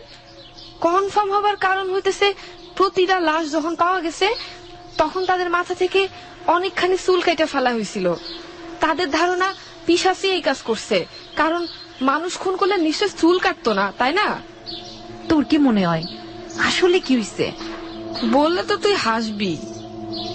হাসবো না দোস্ত, বল। আমারও ধারণা পিশাচই মারছে। গাধার মতো কথা বলবি না দোস্ত। ভূত প্রেত হাবি যাবি এগুলান বাস্তবে নাই। আমার ধারণা এটা এমন কেউ করছে যার কথা আমরা কেউ কল্পনাও করতে পারবো না। মাস্টার মাইন্ড কোন ধরনের মানুষ যার বুদ্ধি প্রচন্ড রকম তীক্ষ্ণ। তা না হয় হইল, কিন্তু আমরা কি করতে পারি কত? যেখানে পুলিশ কোনো কিছু করতে পারতেছে না, আমরা কেমনে বের করব? দেখ, পুলিশ কি করলো না করলো এটা পুলিশের ব্যাপার, তবে এইটার মাঝে যে একটা রহস্য আছে এটা একদম কনফার্ম। তবে আমি অবশ্যই এই রহস্য বের করব। কি বলতেছিস? যা সত্য তাই কইতাছি। গত 3 মাসে একটা করে খুন, তার মানে যে খুনি তার টার্গেটই হচ্ছে প্রতি মাসে একটা করে মাইয়া খুন করা। তাই যদি হয় তাইলে তো এই মাসেও একটা খুন হইব। হ্যাঁ, তাহলে কি করা যায়? কিছু একটা অবশ্যই করতে হইব। এটা নিয়ে তোর সাথে একদম সিক্রেট একটা মিটিং করবো। তুই কিন্তু কারো লোকে কোনো কথা শেয়ার করিস না। ঠিক আছে, আমি তাইলে আজ যাই, কাল দেখা হবে। আচ্ছা ঠিক আছে। রসুলপুর থানার ওসি চিন্তিত। তার চিন্তার কারণ প্রতিটি লাশের মেডিকেল রিপোর্ট তার হাতে এসেছে। প্রতিটি মেয়েকে হত্যা করবার আগে ধর্ষণ করা হয়েছে। মেডিকেল অফিসার আজ পুরো বিষয়টা তাকে নিশ্চিত করেছেন। তিনি এখনো সে রিপোর্ট দেখছেন। মফস্বল এলাকার একটি বৈশিষ্ট্য হচ্ছে এখানে সবাই সবার পরিচিত। এদিকে এরকম ঘটনা ঘটবে সেটা কল্পনা করাও সত্যি কঠিন কাজ। উনি মেডিকেল রিপোর্ট নিয়ে অন্য কারোর সাথেই কথা বললেন না। তদন্তের স্বার্থে কিছু ব্যাপার না হয় সবার থেকে গোপনই থাকুক। তাছাড়া এই ব্যাপারটা বললেই মেয়েদের মা বাবারা আরো বেশি চিন্তিত হয়ে পড়বেন। তবে কিছু বিষয় নিয়ে উনি চেষ্টা করছেন মূল হত্যাকারীকে বের করতে। তারপর ওসি সাহেব হঠাৎ করে থানা থেকে বের হয়ে স্কুলের দিকটাতে গেলেন। উদ্দেশ্য স্কুলের হেডমাস্টারের সাথে কিছু কথা বলা, কিছু বিষয় নিয়ে আরো ভালো মতো খোঁজ খবর নেওয়া দরকার। আরে ওসি সাহেব যে কিছু পেলেন? এখনো পাইনি। আসলে কেসগুলো সবসময় হয় একটু প্যাঁচ লাগানো। বেশি টানাটানি করলে গিট্টু লেগে যাবে, আর টানাটানি না করে ঠান্ডা মাথায় কাজ করলে প্যাঁচও খুলবে আর গিট্টুও লাগবে না। তাই? তা ঠান্ডা মাথায় কি বের করলেন শুনি? আমি তো ঠান্ডা গরম কিছুই বুঝি না। আমি শুধু চাই আমার স্কুলের মেয়েরা নিরাপদে ক্লাস করুক। আচ্ছা, একটা ব্যাপার জানা খুব দরকার। কি ব্যাপার বলুন তো? আচ্ছা, এমন কোন ঘটনা কি ঘটেছে যে আপনার স্কুলের কোনো মেয়েকে আশেপাশে কোনো ছেলে বা কেউ উত্ত্যক্ত করেছে? না তো ওসি সাহেব, আমি এখানে জয়েন করেছি মাত্র 3 মাস। তবে আমার আসার আগে এরকম কোনো ঘটনা ঘটেছে কিনা সেটা আমার জানা নেই। কেন, এরকম কোনো তথ্য কি পেয়েছেন? তথ্য কি পেয়েছি সেটা তো বলা যাবে না, তবে যে আলামত পেয়েছি তা থেকে আমরা কিছু না কিছু অবশ্যই বের করব। তবে যে এটার পিছনে গুটি চাল দিচ্ছে তাকে কিছুটা হলেও আমরা শনাক্ত করেছি। সত্যি যদি সে এটা করে থাকে তাহলে কি হতে যাচ্ছে ভবিষ্যতেই দেখা যাবে। যাই করুন না কেন, প্লিজ জলদি করুন। আমি চাই না আর একটা মেয়েও এরকম নৃশংসভাবে মারা যাক। আমরা সেটাই খেয়াল করছি। কেমন লাগতেছে এখন? আরে মৌ, তুই তো জানিসই কেমনে এতদিন বাসায় দম বন্ধ করেছিলাম। তবে যাই হোক, এখন যেহেতু বাসার প্রবলেম সলভ হয়ে গেছে, আমার আর কোনো টেনশন নাই। তবে আজ স্কুল ছুটির পর থাকিস, আমাদের একটা কাজ করতে হবে। কি কাজ? তেমন কিছু না, একটা জায়গায় যাব। কই যাবি? যেখানেই যাব তোরে নিয়েই যাব। তা না হয় আমি গেলাম, কিন্তু যাবিটা কোথায়? আরে সেটা যখন যাব তখন দেখবি। একটা জিনিস খেয়াল করে দেখছিস? কি জিনিস? এই পর্যন্ত যে কয়টা মেয়ে মারা গেল সবার মৃত্যুর তারিখ কিন্তু একই রকম। কই, খেয়াল করি নাই তো। তাই নাকি? তুই বাসা থেকে বাইর হয়েও খোঁজ খবর নিতে পারিস না, আর আমি বাসায় বসা বসা সব খোঁজ খবর ঠিকই রাখছি। তুই আসলে একটা গাধা। তার মানে প্রতি মাসে একই তারিখে খুন হয়? হ্যাঁ, আর সেই তারিখটাই হচ্ছে 13। তার মানে যে খুন করে সে 13 সংখ্যার সাথে কোনো একটা তার সম্পর্ক আছে। সেই সম্পর্ক কি তার ধরতে না পারলেও অন্য একটা ব্যাপার আমি ঠিকই ধরছি। কি কি ধরছস? এই মাসেও একটা খুন হবে, আর তা হবে 13 তারিখেই। আজ কয় তারিখ বলতো? 6 তারিখ। তার মানে আর মাত্র 7 দিন। 7 দিন পরে আরেকটা খুন হবে। কি বলিস? তুই তো একটু বেশি গোয়েন্দা মার্কা কথা বলতেছিস। তুই এত কনফার্ম কেমনে হইলি? এমন ভাবে বলতেছিস যেন ওই খুনি কিংবা পিশাচ তোর ভাই ব্রাদার। তোরে আগে থেকেই জানাই গেছে। বুদ্ধি থাকলে এমনিতে বাইর করা যায়, এর জন্য কারো ভাই ব্রাদার হওয়া লাগে না। যাই হোক, ছুটির পর যাইতাছি। ঠিক আছে, জামুনে। স্কুল ছুটির পর তন্নি আর মৌ বের হল। তন্নি মৌকে নিয়ে ঠিক সেই জায়গায় গেল যেখানে পর পর 3টা লাশ পাওয়া গিয়েছিল। তন্নির কাছে আরেকটা ব্যাপার বেশ খটকা লাগলো, আর তা হচ্ছে 3টি লাশ পাওয়া গেছে এক জায়গা থেকেই। আচ্ছা, পুলিশ কি ইচ্ছে করলে পারে না এই ব্যাপারগুলো নিয়ে একটু তদন্ত করে সবকিছু বের করে ফেলতে? মাঝে মাঝে এরকম দায়িত্ব জ্ঞানহীন কাজকর্ম দেখলে খুবই রাগ হয় তন্নির। তবে একটা ব্যাপার তন্নি এখনো বুঝে উঠতে পারছে না। পরপর 3টি লাশ এক জায়গায় ফেলে যাওয়া তো কম সাহসের কাজ না। এরকম দুঃসাহস যে খুনি দেখাচ্ছে সে তো আসলেই খুব ভয়ঙ্কর। সে জায়গাটা ভালো করে দেখতে দেখতেই ময়ের দিকে তাকিয়ে বলল, একই জায়গায় পরপর 3টা লাশ ফাইলা যাওয়া কিন্তু সহজ কথা না। যে কাজটা করছে আমি নিশ্চিত সে আগেও বোধ খুন করছে। তুই সবকিছুতে এত নিশ্চিত কিভাবে হইতেছিস বলতো? যে 3টা লাশ এক জায়গায় ফেলে দিতে পারে সে আরো লাশ এক জায়গায় ফেলতে অভ্যস্ত। তবে কথা সেটা না, কথা হইতেছে আমাদের গ্রামে এই ঘটনা ঘটছে, সুতরাং আমাদের গ্রামের কেউই এর পিছনে আছে। বাইরে থেকে এসে কেউ এই কাজ করব, তাও আবার পরপর 3 বার, এটা আমার বিশ্বাস হয় না। কিন্তু আমাদের গ্রামে কে থাকবে? আমার তো মনে হয় যে পাগল প্রায় রাস্তায় ঘুরে, সেই এই কাজ করছে। একদিন তোর বাড়ি থেকে আসার সময় সে আমার পথ আটকাইছিল, আমারও কইতেছিল মাইরা ফালাবে। আমি তো ভয়ে অস্থির হয়ে গেছিলাম। আমার পথ আটকে একদম কি বিশ্রী অবস্থা করছিল। কপাল ভালো হেড স্যার চলে আসছিল সেই দিন। আমার বাসার সামনে হেড স্যার আসলো কেন? আরে উনি কোথায় যেন যাচ্ছিলেন, পরে আমাকে পাগলের হাত থেকে রক্ষা করলেন। ভালো, যাই হোক। আচ্ছা, তোর কাছে হেড স্যারকে কেমন লাগে? হেড স্যার তো ভালো মানুষ, আমার কাছে তো ভালোই লাগে। শুধু ভালো না, অতিরিক্ত ভাল লাগে। এই অতিরিক্ত ভালো লাগাটাই তো খারাপ। যাই হোক, আমার কিছু মানুষের উপরে সন্দেহ হইতেছে, তার মধ্যে অনেকেই আছেন। তোর এই অতি ভালো লাগা হেড স্যারও কিন্তু আছে। তোর তো সবকিছুতেই সন্দেহ। তুই লেখাপড়া শেষ করে গোয়েন্দা হয়ে যা, গোয়েন্দা হইলে তোরে ভালো মানাবে, বুঝলি? গোয়েন্দা হই আর না হই, এই 3 খুনের রহস্য তো আমি নিজে নিজে বাইর করবই। গভীর রাত, ঘড়িতে সময় 3টা কি 3:30 মতো হবে। একজন নিশাচর বসে আছে তার ঘরে। নিশাচরের পরিচয় যথাসময়ে দেয়া হবে। সে এখন বসে বসে ভবিষ্যৎ নিয়ে ভাবছে। এরকমটা সে প্রায়ই ভাবে। প্রতি রাতেই নতুন নতুন ভাবনা তার মাথায় খেলা করে। তার মাথায় বেশ বড় রকমের কিছু পরিকল্পনা আছে, ভয়ঙ্কর কিছু পরিকল্পনা বাস্তবায়নের ব্যাপারেও সে ভাবছে।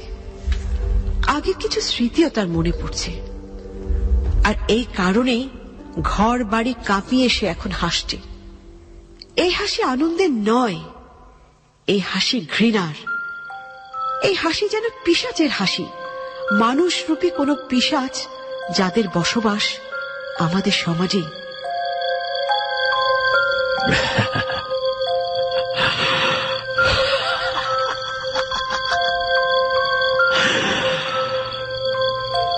কেউ বাঁচতে পারবে না, কেউ না। আমি সবগুলারে এক এক করে খতম করব। যত বড় হবি তত খারাপ হবি। তোরা সব অসভ্যের দল, মানুষে খারাপ বানাবি, কাউরে বাঁচতে দিব না। তোদের সবার দিন শেষ। এই মাসেও একজন মরবে। জোয়ান হবি, খারাপ বানাবি, সেই সুযোগ আর পাবি না।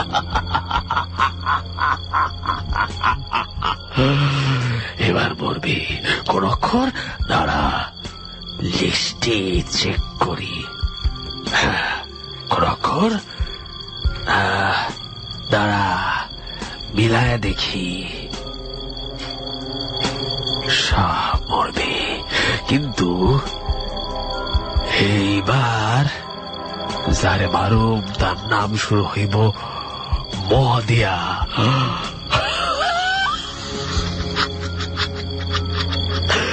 মজার অক্ষর ম।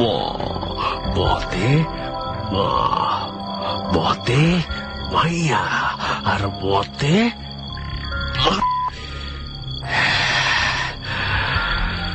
এখন শুধু অপেক্ষা। তোর গো সবার মরার দিন পড়ছে।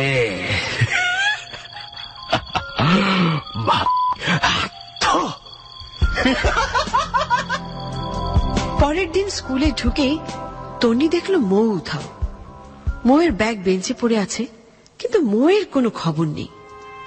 মৌকে কিছুক্ষণ স্কুলের মাঠে খুঁজল তন্নি, তারপর এই ক্লাস থেকে সেই ক্লাস, কিন্তু না, তন্নি কোথাও মৌয়ের দেখা পেল না।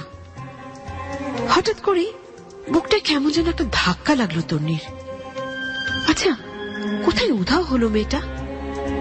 অনেক বেশি চিন্তায় যখন তন্নি নানা রকম বিপদের কথা ভাবছে, ঠিক তখনই দেখল মৌ হেড স্যারের রুমের ভেতর। এই স্কুলের হেড স্যার মনিরুল ইসলাম কিছু একটা বোঝাচ্ছেন মৌকে। বুঝলে মৌ, বড় হয়েছ, অনেক কিছুই তো বোঝো। তোমাদের আমি আলাদা করে কিছু বলতে চাই না, শুধু এটুকুই বলবো, সাবধানে চলবে। জি স্যার। আমি তোমাকে আমার সব ছাত্রী থেকে একটু আলাদা চোখে দেখি, তাই সবার ভালো মন্দের কথা ভাবলেও আমি তোমাকে আলাদা করে সাবধান করার জন্য ডাকলাম। আমার এখানকার ওসি সাহেবের সাথে নিয়মিত কথা হচ্ছে। ওনারও ধারণা যে খুন আরো হবে, তাই খবরদার সাহস দেখিয়ে একা একা কোথাও যাবে না, ঠিক আছে? আমি কোথায় যাব স্যার? আমি তো তেমন কোথাও যাই না। দেখো মৌ, আমি না জেনে শুনে কখনো কিছু বলি না।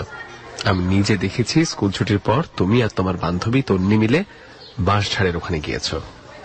জি স্যার, ওইখানে তো গেছিলাম, তবে আমি নিজের ইচ্ছায় যাইনি। তন্নি আমারে জোর করে নিয়ে গেছিল, তাই গেছিলাম। বাঁশঝাড়ের ওদিকে এই নিয়ে 3টা লাশ পাওয়া গেছে। তারপরও তোমরা ওখানে যাবার সাহস পাও কিভাবে? আমার তো সেটাই মাথায় আসে না। আর একান্তই যদি যেতে হয় তাহলে বড়দের সাহায্য নেবে, আমরা আছি না, আমাদেরকে নিয়ে যাবে। একা একা বেশি বুঝে কিচ্ছু করতে যাবে না, এটা খুবই খারাপ। আর আমি যতটুকু জানি তোমার বাবা মা বেশ আধুনিক, সুতরাং এরকম বাঁশঝাড়ের ওখানে গিয়ে লাশ, ভূত, পিশাচ এগুলো নিয়ে গবেষণা করতে যেও না। এগুলো নিয়ে গবেষণা কিংবা তদন্ত যাই করার তা পুলিশ করবে। এগুলো নিয়ে তোমাদের মাথা ঘামাতে হবে না। জি স্যার, আপনি ঠিকই বলেছেন, আমি আর কোথাও যাব না। ঠিক আছে, যাও, ক্লাসে যাও। মৌ হেড স্যারের রুম থেকে বের হয়ে ক্লাসে ফিরতেই তন্নির সাথে দেখা হলো। অদ্ভুত কোনো কারণে তন্নি মৌয়ের উপর রাগ করে আছে। প্রথমে তো মৌয়ের সাথে কথা পর্যন্ত বলল না, তবে কিছুক্ষণ পর তন্নি একটু স্বাভাবিক হলে দুজনেই কথা বলা শুরু করলো। তো কি কইল তোর মহামান্য স্যার? ভালো কিছু উপদেশ দিলেন, বললেন একা একা যেন কোথাও না যায়, বিশেষ করে ওই বাঁশঝাড়ের ওদিকে যেন একদমই না যায়। ওইখানটা যে গেছিলাম সেটা কেন বলতে গেছিলি?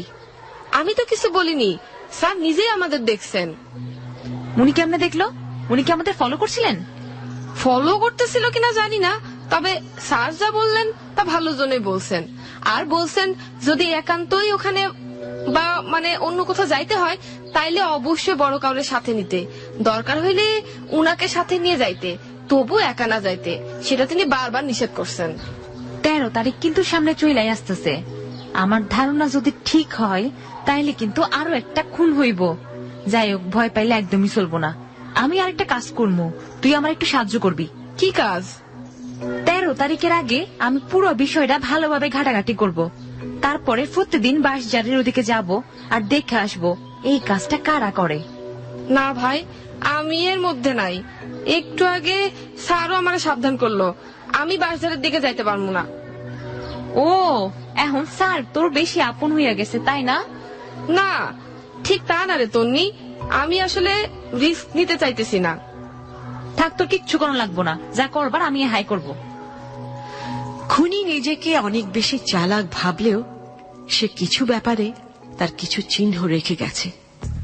পর পর 3টি খুন, তাও আবার প্রতি মাসে একই তারিখে। লাশ ফেলে রাখার স্থানও এক। সুতরাং সবকিছু মিলিয়ে খুনিকে বের করা অসম্ভব কিছু না। গ্রামের সাধারণ মানুষ খুনগুলোকে যাই ভাবুক না কেন, পুলিশ এখনো কনফার্ম যে এটা কোনো সিরিয়াল কিলারেরই কাজ। আর তাই যদি হয় তাহলে এই মাসেও আরেকটি খুন হবে। এইবার সময় এসেছে সব রহস্য ভেদ করে আসল খুনিকে সামনে নিয়ে আসবার। রসুলপুর থানার ওসি এখন এটা নিয়েই কথা বলছেন থানায়। আমার মনে হয় এই ধারণাই ঠিক, খুন আরেকটা হতে পারে, আর সেটা 13 তারিখ রাতেই হবে। আমাদের অবশ্যই এখন পুরো বিষয়টা নজরে রাখতে হবে, বুঝেছো? তবে একটু অন্যভাবে।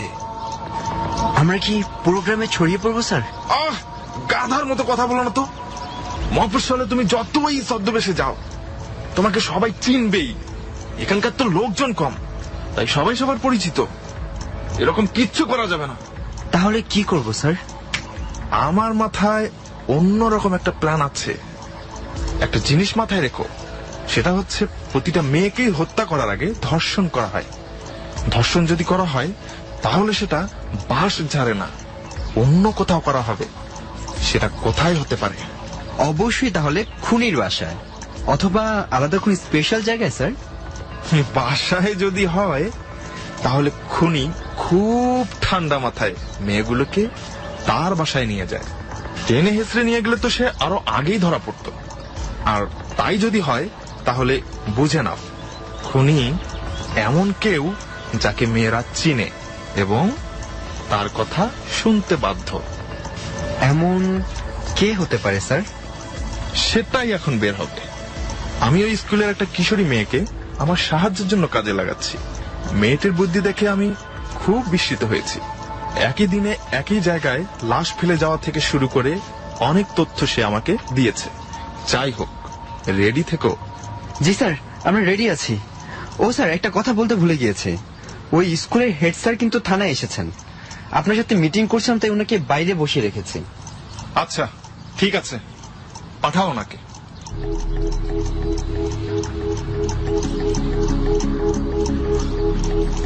আসসালামু আলাইকুম ওসি সাহেব, কেমন আছেন? ভালো, আপনি কেমন আছেন? কিছু বের করতে পেরেছেন ওসি সাহেব, নাকি আমার স্কুলের মানটা এবার ডুবেই যাবে?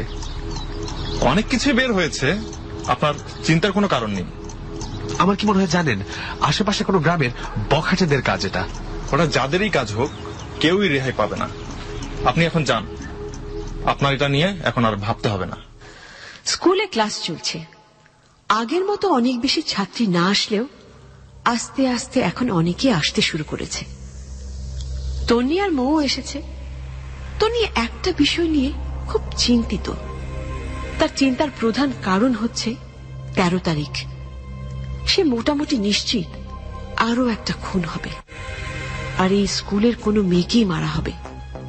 এটা নিয়ে ভাবতে কেমন যেন গা শিউরে উঠছে তন্নির।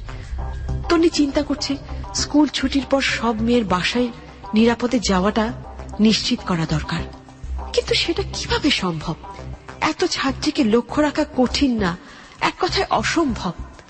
আচ্ছা, স্কুলে আসার সময় বড় মেয়েরাও গার্জেন নিয়ে আসলে কি এই সমস্যার সমাধান হতে পারে, নাকি স্কুলটা কিছুদিন বন্ধ থাকলেই ভালো? না, একদম কিছুই মেলাতে পারছে না তন্নি। অনেক বেশি হতাশ হয়ে যাচ্ছে সে। কোনো কিছুই এখন আর তার ভালো লাগছে না। এই তন্নি, তোর মন খারাপ নাকি? না তো, কেন? এরকম মন মরা হয়ে আসিস কেন? কিচ্ছু ভালো লাগতেছে না। 13 তারিখ তো চলে আসছে। আমি নিশ্চিত এইবারও একটা খারাপ কিছু ঘটবো। যতক্ষণ পর্যন্ত খুনিরে না ধরা যাইব ততক্ষণ কিচ্ছু সমাধান করা সম্ভব হইব না। হ, কিন্তু কি আর করা, কাল 13 তারিখ, আল্লাহ জানে কি হয়। আমিও সেটাই ভাবতাছি। তবে যাই হোক, সাবধানে থাকিস, কারণ পুরা স্কুলে কারো কিছু না হইলেও আমাদের ক্লাসে কিন্তু এরকম হচ্ছে। তার মানে খুনির টার্গেট এবারও আমরা। যেখানেই যাবি সাবধানে যাবি। আমি আর কই যাব? আজ বাসা যাওয়ার পর কাল আর স্কুলেই আসবো না। আমি অনেক ভাবছি, স্কুলে না আসা কখনো সমাধান হইতে পারে না। সমাধান হোক বা না হোক, আমি বাবা কাল আইতাছি না। কর যেটা তুই ভালো মনে করিস। আমি তো আসবই। কাল কি হয় সেটা দেখা আমার জন্য অত্যন্ত জরুরি। স্কুল ছুটি হয়ে গেল। সবাই যার যার মতো বাসায় যাচ্ছে। ছোটরা ঠিক বাসায় গেলেও বিশেষ করে 9-10 মেয়েগুলোর চেহারায় আতঙ্কের ছাপ স্পষ্ট বোঝা যাচ্ছে। তন্নি বের হয়ে অনেকক্ষণ দাঁড়িয়ে রইল স্কুলের গেটের সামনে। সবাই ঠিক মতো যাচ্ছে। মৌ কিছুক্ষণ তন্নির সাথে থেকে সেও চলে গেল। কিন্তু বাড়িতে পৌঁছাবার আগেই তার থামতে হলো। মৌ, বাসায় যাচ্ছ? জি স্যার। অঙ্কের শীটটা পেয়েছো? কোন শীট স্যার? তুমি পাওনি? আজ তো সবাইকেই দিয়ে দিলাম। কখন দিলেন স্যার? আমি তো ক্লাসে ছিলাম। কই আমি তো পেলাম না। আচ্ছা আচ্ছা, সমস্যা নেই, আসো, আমি এখনই দিয়ে দিচ্ছি। তোমাকে দেখিনি তো, তাই তোমাকে দেওয়া হয়নি। আবার স্কুলে যাব স্যার? আমি কালকে এসে নেই। আরে না না, কাল হলে তো দেরি হয়ে যাবে। তুমি বরং আমার সাথে আসো, আমি বাসায় আরো কিছু শীট রেখেছি, সেখান থেকে তোমাকে আরো কিছু দিয়ে দিচ্ছি। এখন গেলে তো স্যার আমার বাসায় ফিরতে দেরি হয়ে যাবে। আরে ধুর, দেরি হবে কেন, আসো তো। আচ্ছা ঠিক আছে স্যার।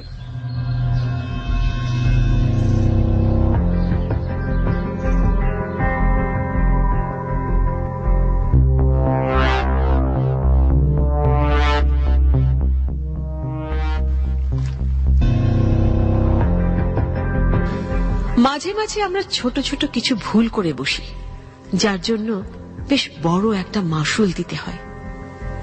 অনেক সময় সেগুলো যে ভুল সিদ্ধান্ত, সেটাও আমরা বুঝতে পারি না।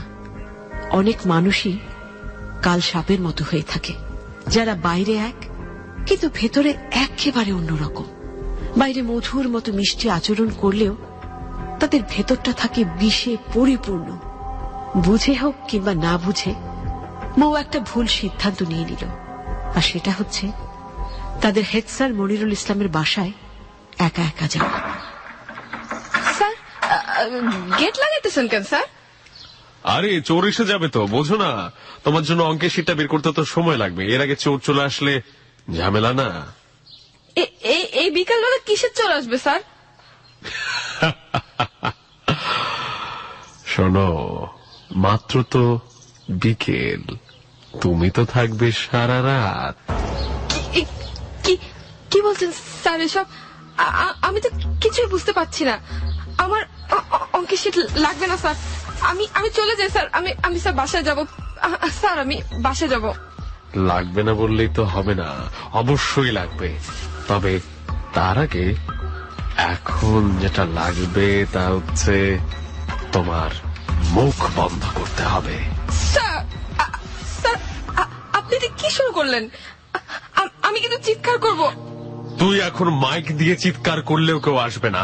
আমার বাসার আশেপাশে আর কোনো বাসা দেখেছিস? হ্যাঁ, আজ তোকে আমি বোঝাবো, অঙ্ক বোঝাবো। না স্যার, স্যার আমাকে ছেড়ে দেন স্যার, আমাকে ছেড়ে দেন। আমার হাত বাঁধতেছেন কেন? ছাড়েন, বাঁচাও, আমাকে কেউ বাঁচাও। দেখ দেখ দেখ দেখ দেখ দেখ দেখ দেখ, এটা সুন্দর না? আমার না রক্ত না দেখলে ভালোই লাগে না। আয় আয়, তোর হাতটা একটু কাটি, দেখি দেখি দেখি তোর রক্ত নীল নাকি লাল?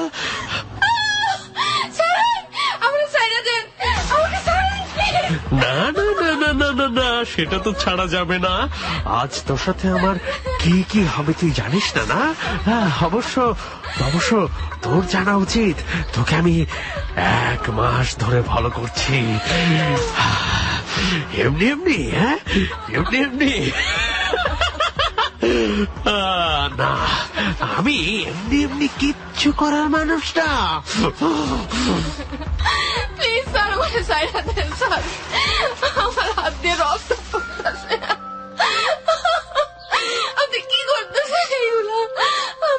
আমি বাসায় যাব। আমি প্লিজ বাসায় যেতে দেন স্যার, পায়ে পড়ি স্যার। বাসায়? আমার দোষ না রে, ওই অক্ষরটা দোষ।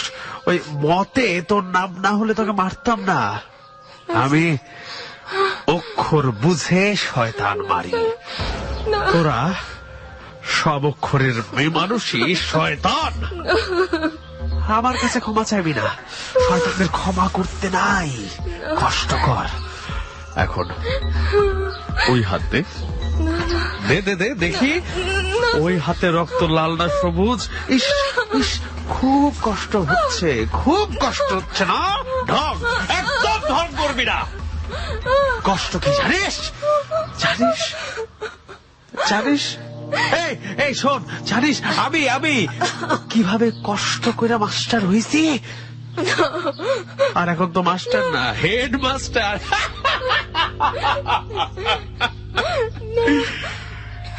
হেডমাস্টার রে কেউ খুনি হিসেবে সন্দেহ করে না। আয় আয় দেখি তোর ভেতরটা কেমন। খোল। ও ও ও তোর তো হাত বাঁধা। আচ্ছা আমি খুলে দেখছি। না না, আমাকে ছেড়ে দেন প্লিজ। কি করতেছেন এসব? কি করতেছেন? রাত হলে বুঝবি, আর মরার আগে অনেক কিছু বুঝবি। এখন আমাকে দেখতে দে, মন ভরে দেখতে দে। বাবা তোর চুলও দেখছি বড়।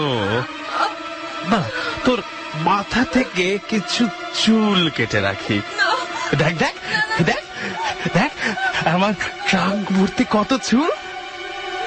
দেখ দেখ পর, সবার নাম লেখা আছে চুলের পাশে। দাদা তোর নাম, দাদা তোর রক্ত দিয়ে লিখে দিচ্ছি। ভয় ঔকার। দেখ রক্তে রঙিন নাম।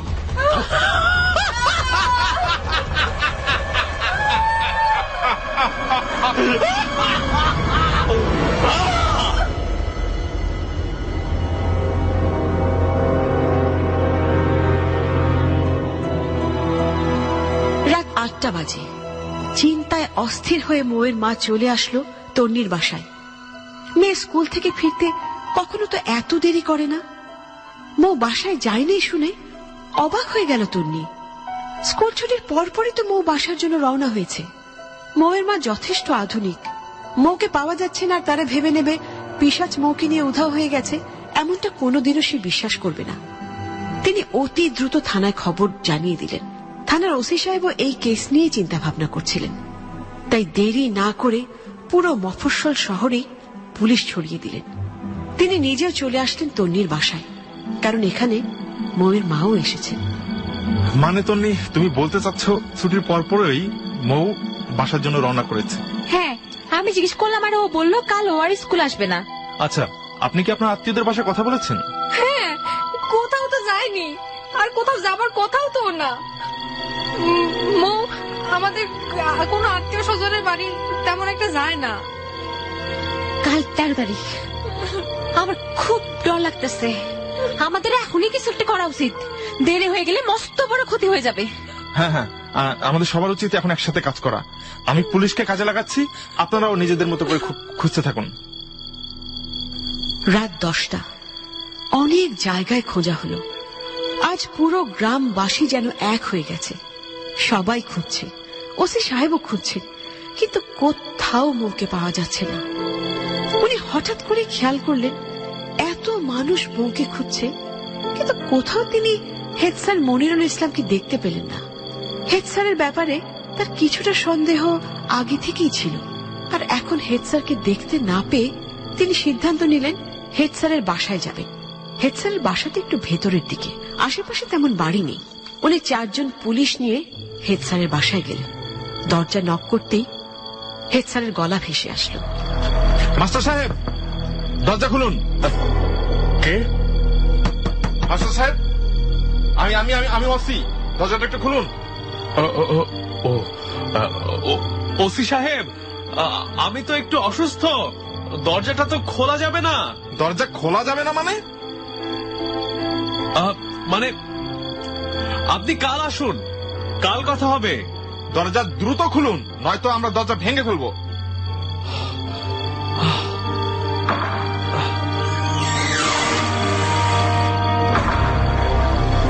কি এটা ওই মেয়েটা না যাকে পাওয়া যাচ্ছে না? এই খবরদার, ওসির বাচ্চা, বউয়ের গায়ে হাত দিবি না। বউকে আমি খাবো। অফিসার, ওই স্টুপিডটাকে অ্যারেস্ট করো। এই এই আমার সামনে আসলে খবর আছে। ছাড়, ছাড় আমাকে, ছাড়। মেয়েটার অবস্থা তো খুবই খারাপ। একটা কাপড় দিয়ে ঢেকে হাসপাতালে নেবার ব্যবস্থা করো। আর এই হেড স্যারকে থানায় নিয়ে যাও দ্রুত। আমি দেখছি ব্যাপারটা। আমাকে থানায় নিয়ে তাড়াতাড়ি ওকে উঠাও গাড়িতে। পারবি না, তাড়াতাড়ি আমাকে থানায় নিয়ে আটকে দিতে পারবি না। যাও তুমি, ওকে ধরো। ছাড় আমাকে।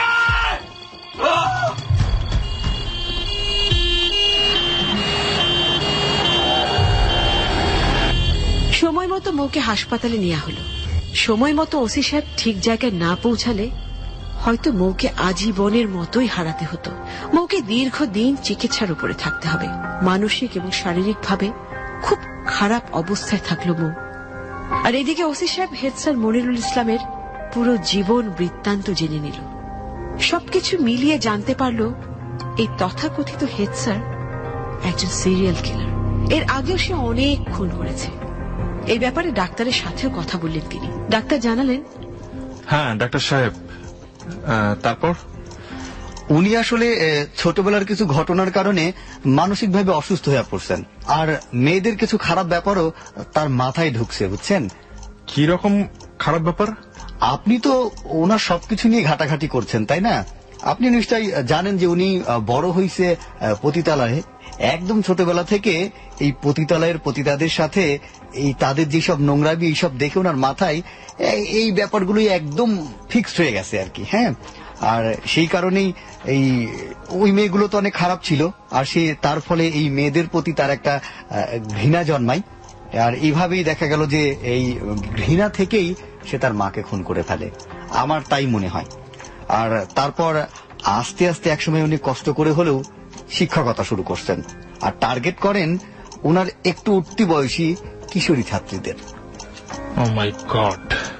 যাই হোক, আমি এতদিন বুঝতেই পারিনি উনি এরকম মানসিকভাবে সিক।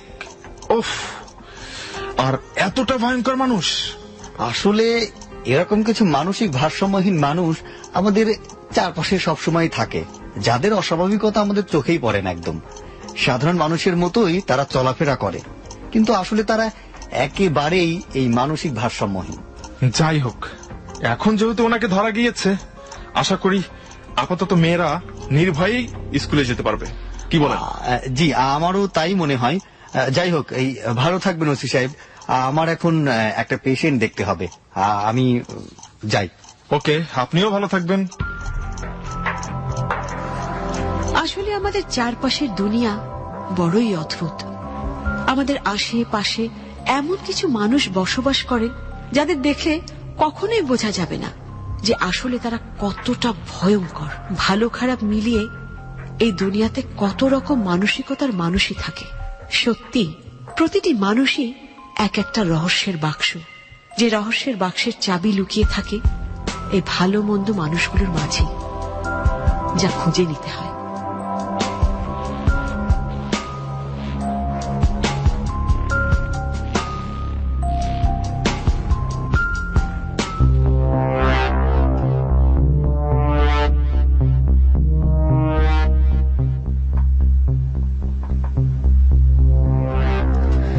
বন্ধুরা, শেষ হয়ে গেল আজকে কুয়াশার মূল কাহিনী। আজকের কাহিনীর নাম ছিল সিরিয়াল কিলার, আর এতে নাট্যরূপ দিয়েছেন মশিউর রহমান শান্ত। বিভিন্ন চরিত্রে অভিনয় করেছেন। তার আগে জানিয়ে দিচ্ছি, অভিনয়াংশ পরিচালনা করছেন শেগুফতা আবিদ শাড়ি এবং সাউন্ডে ছিলেন খালিদ। বিভিন্ন চরিত্রে অভিনয় করছেন তন্নির চরিত্রে অভিনয় করছে মৌয়ের চরিত্রে অভিনয় করছেন নীলাঞ্জনা। মনিরুল ইসলাম অর্থাৎ হেড স্যার অথবা খুনির চরিত্রে অভিনয় করছেন প্রত্যয়। ওসি সাহেব সেজেছেন খালিদ। মৌয়ের মা চরিত্রে অভিনয় করেছেন শেগুফতা আবিদ শাড়ি। ডাক্তার হয়েছেন শাকিল। অফিসার শান্ত এবং পাগল এবং স্বপ্নে নিশাচরের চরিত্রে অভিনয় করেছেন লোবান। এবং পুরো কুয়াশা টিমকে অনেক ধন্যবাদ, এবং বিশেষ করে প্রত্যয়কে একটা এক্সট্রা থ্যাঙ্কস এত চমৎকার অভিনয় করবার জন্য, এটি সিরিয়াল কিলারের চরিত্রে।